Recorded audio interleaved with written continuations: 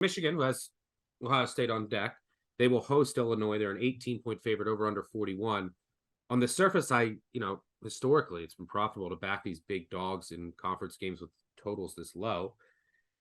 But the question is, how can Illinois move the ball? Tommy DeVito has been really ineffective over the past couple of weeks, and their bell cow is Chase Brown, who leads the country in rushing. But his status is very much in doubt. And if he does play, I'm not sure he'll be 100%. And they like to feed him as much as any back in the country. On the other side of the ball, it's okay. What can Blake Corum do against this Illinois defense that I think is starting to show some cracks in the trenches? I'm not sure how much success they'll have throwing it, and that ultimately might hold Michigan back. Not necessarily in this game, but big picture wise, McCarthy's really struggled over the past couple of weeks. Sub 50% completion percentage. There have been some wide receiver drops, and he'll be facing an Illinois secondary that has some dudes: Witherspoon, Martin, and Brown. They can cover.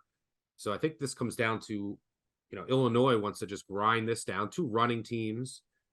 They want to feed Chase Brown, but he might not be available. And what can Michigan do on the ground? And can they have any success through the air? How do you see this playing out?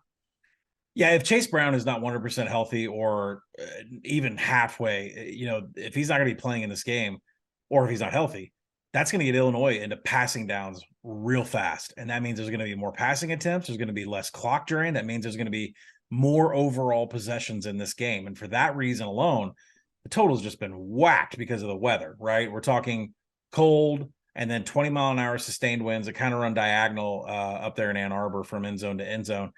And so you have to ask yourself, is that too strong of a win for Michigan to open it up from a passing perspective? Does Harbaugh and Bielema go for more fourth downs because of the wind? And do they kick out do they kick out the field goal unit altogether if the wind is that bad? So a lot of how is the strategy going to set up here? But you mentioned that Michigan needs to get their passing attack going. I don't think that they're holding back and waiting for Ohio State. That's just something you have to get in sync on. So if you're going to get multiple possessions here, and I know Illinois they do have a corner that's gone down here. They still have their top corner, but they can find holes to throw here. I just think they haven't been allowed to throw either. Nebraska game was filled with precipitation. The Wolverines ran the ball 50 times. They never opened up the passing playbook whatsoever. And if they're gonna have to learn to play in bad weather if they want to throw the ball and beat Ohio State, because that is the point of attack, is getting behind the defense. It'd be a good time now. And think about this too. Think about the psychology behind this. Jim Harbaugh probably wants to put on film plays that he is not going to use against Ohio State. So I wouldn't be surprised if there's trickeration, if there's passing plays we'll never see again, if there's throwaway plays. I think we've seen everything on the ground from these guys. I just wouldn't be surprised to see Michigan taking shots. And, that's just to confuse Ryan Day and Jim Knowles on the other side. Now, Illinois. Well, I'm sure they want to get McCarthy in a rhythm, too, after the last couple of weeks. Absolutely. And Illinois is outside the top 100 in defensive standard downs explosiveness. That is really bad against Michigan because they explode and first and second down. They are on point with the keeping in early downs, never falling behind the chains. Illinois' defense, for everything that they're not very good at stopping big chunk plays and standard downs. So I think there could be some quick scores from Michigan. I think Illinois is going to be in passing downs real fast without Chase Brown around. That's going to lead me to extra possessions, and extra plays means extra points. So I'm going over, 41 is very key. So I would try to get that one. Yeah, I would like Illinois, I think, here, if I knew that Chase Brown was 100% healthy. He's so good. And what he would do is, he would probably break a couple runs, but success on first down, success on second down, pick up some third and shorts, and just keep the clock moving, keep Michigan off the field. Well, without him, as you mentioned, they're going to be in passing downs, and I don't think that's going to end well. Well, not only that, Michigan's not going to send more than 4, right? They're not going to show any blitz packages. They're not going to be aggressive, trying to force turnovers there.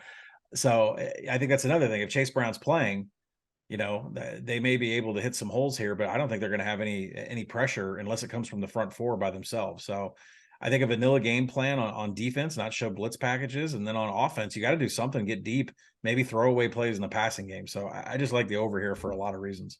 Yeah, one thing that we'll spend a lot of time on Michigan, Ohio State next week.